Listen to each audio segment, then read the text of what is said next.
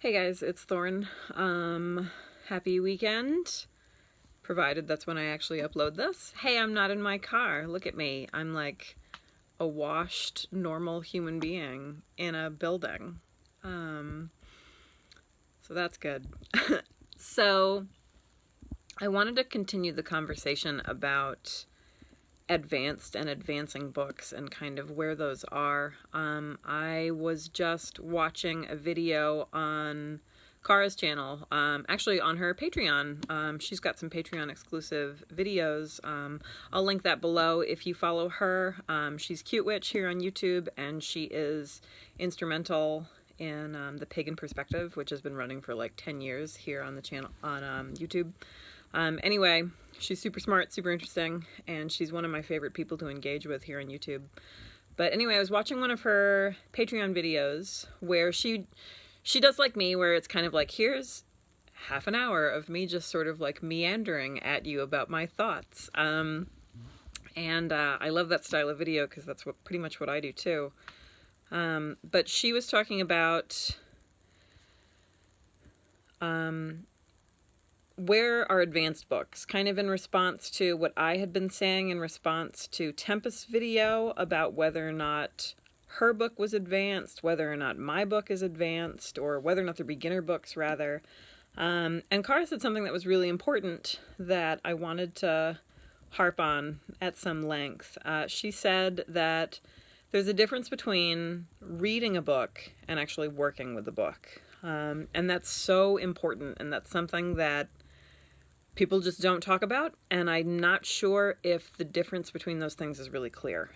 So I'm going to talk about that for a second, then I'm going to give you an example. So reading a book, and this is going to sound super obvious, okay, except we all do this, so maybe it's less obvious than we think it is, or I think it is. Reading a book is not the same thing as actually going through and working with the book, building its ideas into your practice, evaluating them, modifying them as they suit you or don't suit you. Like, that is a process that is distinct from reading. Reading a book, like literal reading, is just you moving your eyes across a page to decipher meaning and string sentences together, and hopefully like that does something for you, but not necessarily, okay? If you've ever had the experience of reading a book and then kind of forgetting its contents, like you were not engaged with the book. My high school students would do this. I totally believed that they had read The Great Gatsby or whatever the fuck like book we were working with, but when they couldn't then take the ideas in the book and say something about those ideas, like that's related to the concept of literacy and like how we actually engage with text. It's why people insist that they can read, but then they repeatedly demonstrate that perhaps they cannot. It's not that we don't think you can literally sound out the words on the page, it's can you build meaning with the concepts in the book. And that's a thing that I think a lot of witches and pagans and magical folks struggle with, just because that's what everybody struggles with. Like literacy is really, really difficult. We talk about it like it's this kind of innate thing, and like hopefully it is, but the reality is that it's not. Like reading like an adult, reading like a thoughtful adult is very different than just sounding out words on a page. And I think sometimes when books prove less useful than we want them to be, it's partially because we're not actually engaging with the ideas in the book. And that is what leaves us sometimes wondering, like, well, where's the advanced material? I had said earlier in my video specifically about advanced books, that what constitutes advanced really depends on what you want to do, what your end goals are, kind of, and what concepts are new to you. Cara's example was meditation. She grew up in a household where meditation and mindfulness was a thing that was discussed. So when she began exploring paganism, that wasn't a new concept. So like for her, building meditation into her practice was a beginning topic. Like, this was something that she didn't need to spend a lot of time engaging with because it was something that she already had through other means. Whereas for me, meditation was one of my biggest stumbling blocks because that wasn't something that was ever a part of my life. It wasn't something that anybody talked about beyond, like, making fun of hippies or something, right? Like, I grew up on an army base. So, like, what constitutes beginning versus advanced topics really varies. But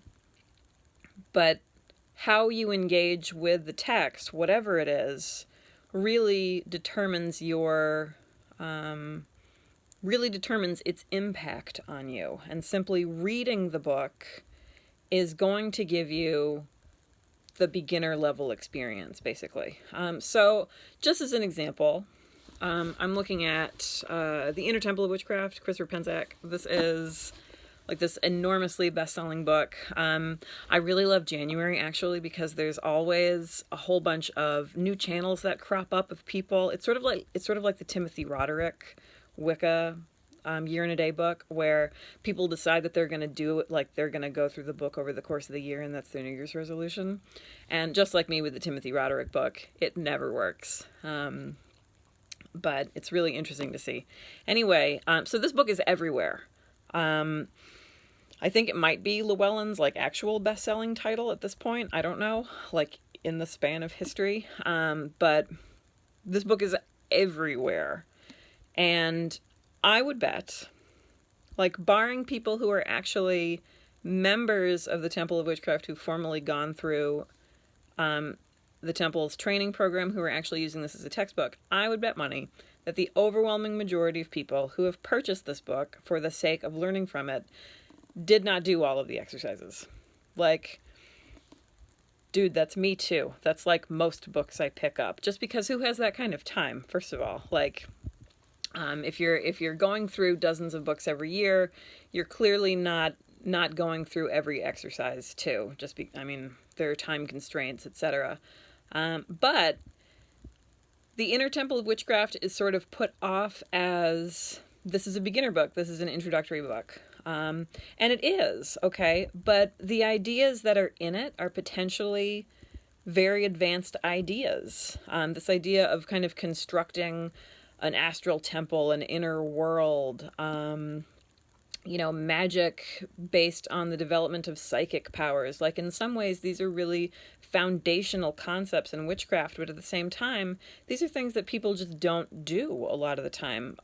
My experience working with newcomers to witchcraft is that these are often their weakest areas. People can rattle on about, like, the associations, like the healing powers of chamomile or whatever. Like, people can recite correspondences, and people can, say admonishing things about how to approach deities or not, but very few people actually cultivate some of these foundational kind of, like, inner experiences that build a practice of witchcraft into something that's stable and, useful. And so, like, is this book really a beginning book? Is it an advanced book? Because on the one hand, like, you could sit down and you could read it in a few days. Like, the words are straightforward. Penczak is a good writer. Like, there's not a ton to necessarily struggle with conceptually. But if you read it the way that it's actually intended to be read, where you're pausing from month to month and actually engaging with these concepts, because it's supposed to walk you through a year's worth of practice. If you're actually doing those things, then this book instantly transforms into something that's really deep and really profound. And this is just one example. I mean, most books have, not every book is structured as like a training manual, okay, but most books have exercises or ideas for ways to engage your practice. For example, like, practically every book out there will tell you to either journal or to start a meditation practice. And how many of us actually do those things? Some of us do, but most of us don't. To me, that's the difference between beginning and advanced. Like, an advanced practitioner, it's not necessarily about the quantity of the things that they know. I think it says more about maturity. And I don't mean that in a dismissive way, but like somebody with a mature mindset, an adult mindset, somebody who is engaging with ideas in a particular way is going to sit down and wrestle with ideas and practices in a way that I think is more comprehensive than somebody who is new and is just going to kind of read the words on the page to get the gist of it and then move on. So in my mind, sometimes the beginning book and the advanced book is the same book. The question is how you engage with it. Anyway, there's my rambly video. I'll post Cara's links below, plus my own, and let me know your thoughts. Do you do all the exercises in books? I mean, I don't, okay. But I tell you what, I did the exercises in the fucking Inner Temple of Witchcraft, and over the course of a year, like, it was a life-changing experience. But at the same time, I'd read that book when it came out years ago, and I didn't do those things, and my experience was completely different. So, do you have any books like that, that you've gone back to and engaged with differently? Let me know in the comments.